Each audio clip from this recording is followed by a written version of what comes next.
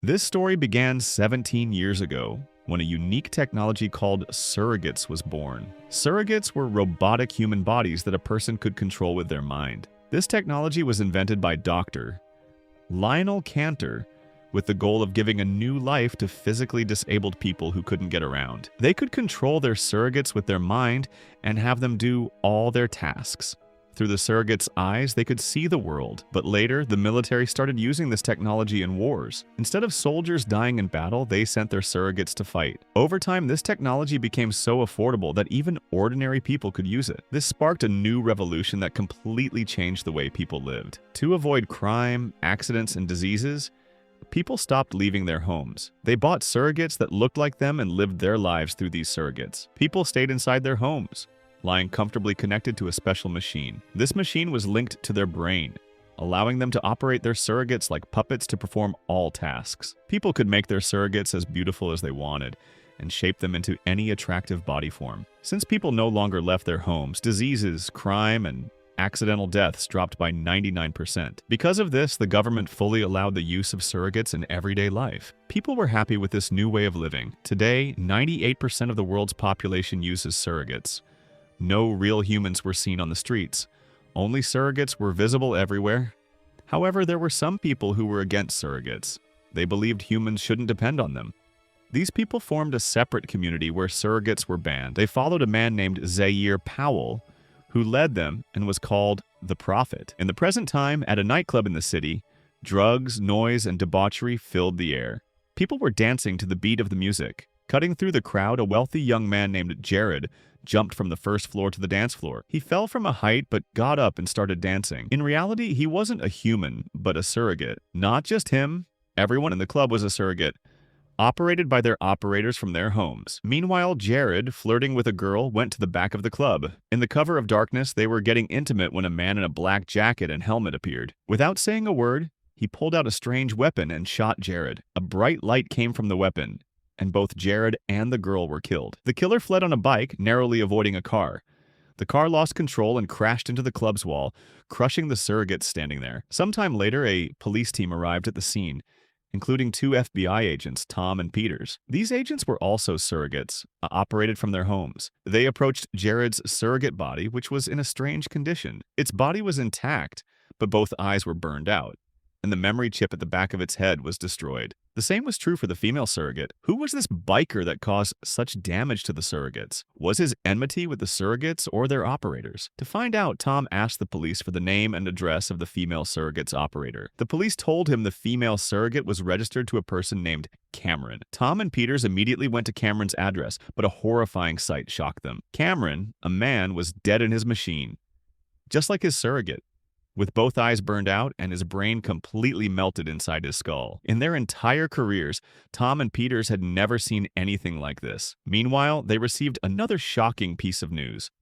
Jared's operator, a college student, had also died in the same gruesome way. After this incident, tension spread in the FBI headquarters. Chief Stone strictly instructed the team that this news must not leak under any circumstances, or the public's trust in surrogates could be lost forever. Then, another shocking revelation stunned Tom and Peters. Jared wasn't just any kid. He was the son of Dr. Lionel Cantor, the inventor of surrogate technology. Cantor was the founder of VSI, the company that now manufactured surrogates worldwide. But a few years ago, Cantor had a falling out with his partners, who kicked him out of his own company. Since then, Cantor had completely isolated himself from the world, meeting no one and showing his face to nobody. For this case, Tom and Peters went to meet Cantor at his apartment. They met him, but as a surrogate. During their conversation, Tom realized that on the night of the incident, Jared was using a surrogate registered to Cantor. This meant the killer's intention was to kill Cantor, but his son was killed by mistake. Hearing this, Cantor broke down. To prevent the killer from targeting Cantor, Tom and Peters wanted to catch him as soon as possible. Later, at FBI headquarters, they spotted the killer's eyes in CCTV footage, wearing a helmet. Peters checked the records and found they matched a criminal named Miles Strickland. Peters told Tom that Strickland was caught stealing a weapon a month ago, but strangely was released by the police despite being caught. Peters suspected someone in their department was involved in the crime and protecting Strickland. Meanwhile, Bobby, a technician monitoring the city's CCTV, spotted Strickland on a street. Tom immediately set out to catch him. Police cars chased Strickland, and Tom followed him by helicopter. But Strickland outsmarted them and slipped into a narrow alley. When the police followed, he used his weapon again, shooting at them. Though they were surrogates, the weapon killed both the surrogates and their real operators. Strickland then shot at Tom's helicopter, but the real Tom, lying at home, quickly unplugged himself from his surrogate. Tom survived but was badly injured. Despite his condition, he was determined to catch Strickland. He reconnected to his surrogate, but the helicopter's pilot was already dead, causing it to crash. In the crash, Tom's surrogate lost an arm. Unfortunately, the crash happened in the Rebellion's area, where surrogates were hated and banned. Since Strickland was hiding there, Tom picked up his gun and, in that condition, continued chasing him. After much effort, Tom cornered Strickland in a forest.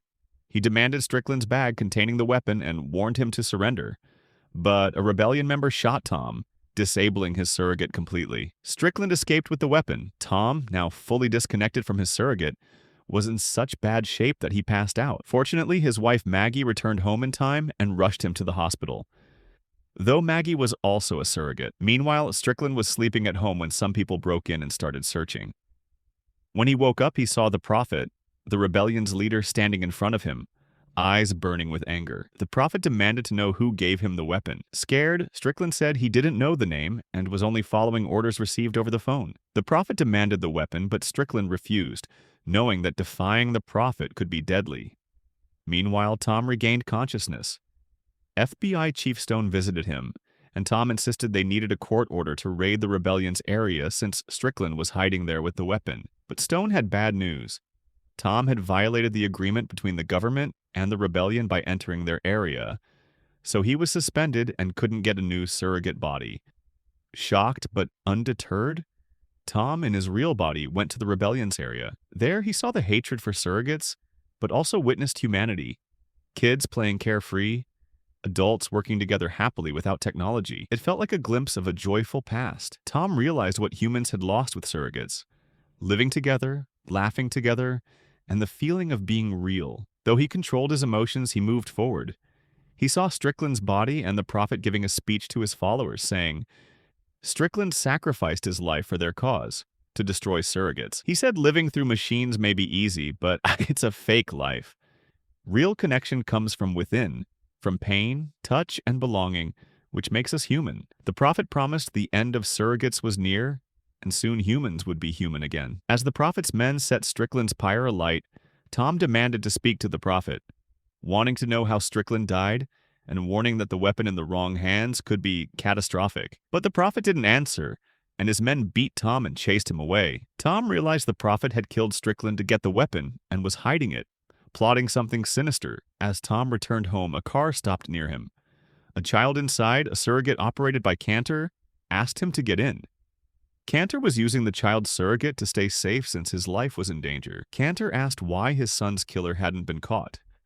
Tom said Strickland, part of the rebellion, was killed by his own people. Cantor questioned if the rebellion could create such an advanced weapon costing billions. He suggested Strickland was just a pawn and told Tom to find out who made the weapon to catch the real killer. At FBI headquarters, Tom learned VSI, the surrogate company, had developed an advanced weapon for the military, but it was rejected. Tom suspected this was the weapon Strickland used. Meanwhile, Agent Peters was sleeping in her room with her surrogate on charge when an unknown person broke in, killed her, and connected to her surrogate. Tom met a military general and showed him the weapon's image. The general hesitated but revealed it was called the OD, overload device, a dangerous weapon that could kill all enemies in one shot by overloading a surrogate's software with a virus, destroying its memory. They didn't know it could also kill the operator. The general said VSI made it, but after its dangers were revealed, it was banned and all devices were destroyed. Tom said one device remained with the rebellion, alarming the general, who said the military would now handle the case.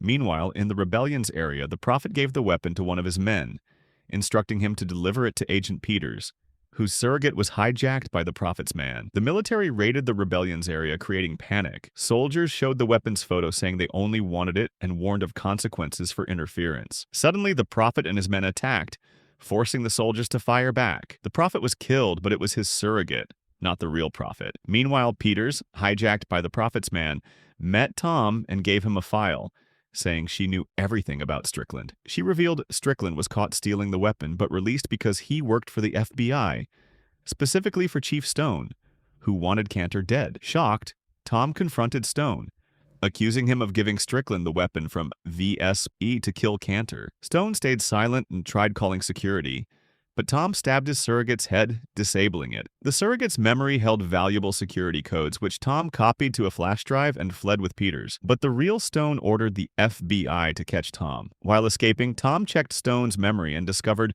the prophet's surrogate, killed by the military, was operated by Cantor. Cantor was the prophet, the rebellion's leader, aiming to destroy surrogates to ruin VSI. VSI wanted Cantor dead without dirtying their hands, so they tasked Stone. Tom wondered why Cantor, the surrogate's inventor, wanted to destroy his creation. Peters said they needed to prove Stone used the weapon by finding its access code in his memory. Tom extracted it, but Peters' demeanor changed.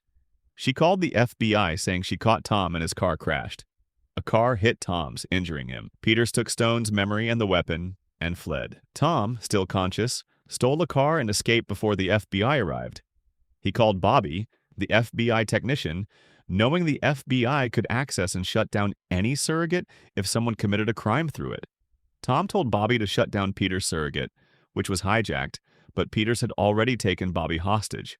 Tom realized Cantor was controlling Peters' surrogate and planned to use the weapon at FBI headquarters to destroy all surrogates in one go. This would kill millions of operators. Stone, realizing Cantor was controlling Peters, tried to stop him, but was killed by the weapon. Tom reached Cantor's apartment, killing his security guards, but found Cantor pointing a gun at him. Cantor had finished using Peters' surrogate, and the weapon was uploading to the system. Once complete, it would destroy all surrogates and their operators. Tom asked why Cantor was doing this. Cantor said he created surrogates to help the weak and disabled, not to enslave humans. Surrogates took away love, emotions, and feelings. He tried to ban them legally but failed. He believed the operators were already like living corpses, addicted to surrogates, and by destroying them, he was helping humanity. As the weapon finished uploading, Cantor said the destruction was unstoppable and killed himself. Tom, stunned, had no time to think. He removed Cantor from the chair and connected to Peters' surrogate. He freed Bobby's mouth, but Bobby was still handcuffed. With little time left, unplugging all operators was impossible. Bobby gave instructions, and Tom set the system to destroy surrogates but keep operators safe. They saved millions of lives, but the weapon was still active, set to destroy all surrogates. Bobby explained how to disable it, and Tom set it up. Pressing yes would deactivate the weapon, but Tom hesitated. Should he save surrogates or let them be destroyed so humans could live normally again? As he pondered, a police unit arrived, mistaking Tom and Peters' surrogate for Cantor, and shot him. The surrogate died, and the real Tom woke up with a smile. Just before dying, he pressed no, triggering the weapon, disabling all surrogates. Tom saved millions of lives and humanity, giving people a new life where they'd leave their homes, feel love and emotions, and live vibrantly again. Proudly, Tom returned to his wife, and the movie ends here.